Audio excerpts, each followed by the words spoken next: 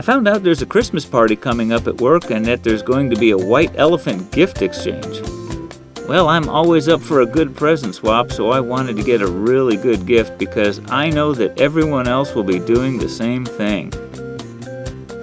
Well, I needed to decide what to get. This is a tough decision and requires solitude and time for reflection. Well, I didn't decide what to get, but I had an idea. I would consult Eduardo, a man so intelligent that when he thinks technical thoughts, he levitates. I found him at the computer lab doing some mental calculations. I asked him to de-levitate for a minute so that I could consult with him as to what kind of white elephant gift I should get. After some thought, he said he could help and then launched into a blur of technical and philosophical mutterings about how buying a white elephant Christmas gift could set an imbalance in the subatomic strong forces, resulting in an existential high-speed particle collision and a possible small black hole. I began to question his calculations when he noticed his watch and announced he had to get to a critical, unscheduled meeting that begins in 1 minute. With that, he took off. I decided to talk to the big boss, Dave. He'd know what to do. On the way to his office, Tim stopped me in the hall and asked me for a project report that was due the other day. I explained to him that I was too busy looking for a white elephant gift for the upcoming Christmas party and didn't have time for his report. He told me that that was okay and I could finish it whenever I was ready. So I stopped in to ask Dave if he could help me figure out a good white elephant gift. He really wasn't sure, but then got an idea. He told me to try using the same technique they use to figure out what project we'll work on next to help me identify a good white elephant gift. His approach seemed a bit too technical. As managers tried to divine the answers to the mystery of our next program, I decided to go to the mall. I started off to the mall when Angie frantically called me into her office. Even though I was slightly irritated by the diversion, I stopped to talk to her because I'm a nice guy. She asked me if I had completed my No Fear webinar training so that I could fill in an electronic square and keep the system in motion.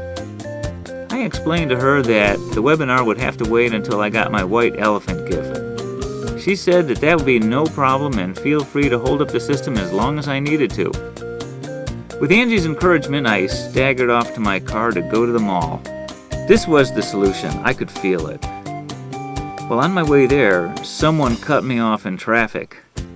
It was a close call and I nearly lost control of the car.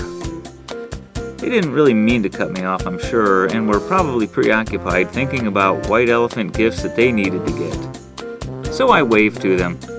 I think they understood my greeting. I arrived at the mall excited about the prospect of finding the perfect gift. While I was in the mall, I found a kiosk at the back of the store that sold toilet seat warmers. This was the perfect gift. I snapped it up before they sold out. I thought about how great my gift was as I walked back to the car. I always wanted one of those. Some lucky person of this, as long as they have an electrical outlet next to their toilet. As I walked back to my car, I noticed something strange. I thought to myself, is there someone in my car? There were a couple of car thieves trying to steal my car. It was some sort of Bonnie and Clyde team. I couldn't believe it. How dare they? I had to get them out of my car right away. Luckily, I had a can of mace that I always carry with me, even at work. That should do the trick. I let them have it, the dirty thieves. Man, that guy really screamed, just like a little girl. It was a bit unnerving, but I kept spraying to both of them until they finally left. What a crazy experience, but it felt good to show those criminals that they couldn't mess with me. I settled into my seat and went to start the car, but the key wouldn't fit. I got out of the car and pressed the alarm button on my remote. Oops. Well, maybe it wasn't my car after all. I checked for witnesses, got into my car, and headed back toward the Christmas party. I had to make a quick stop on the way to pick up my new gym membership card. I was in a hurry, so headed right for the front desk when I was accosted by a fan who had probably seen me working out. Yes, it's a burden, but I do have to keep my fans happy. I had one last work-related stop to make before going to the party. Well, sort of work-related. Well, I finally got back to work excited about the gift exchange.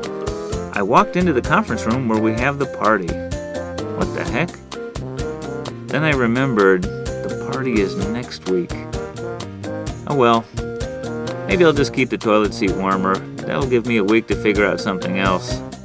I wonder if they have a toilet seat backlighting system.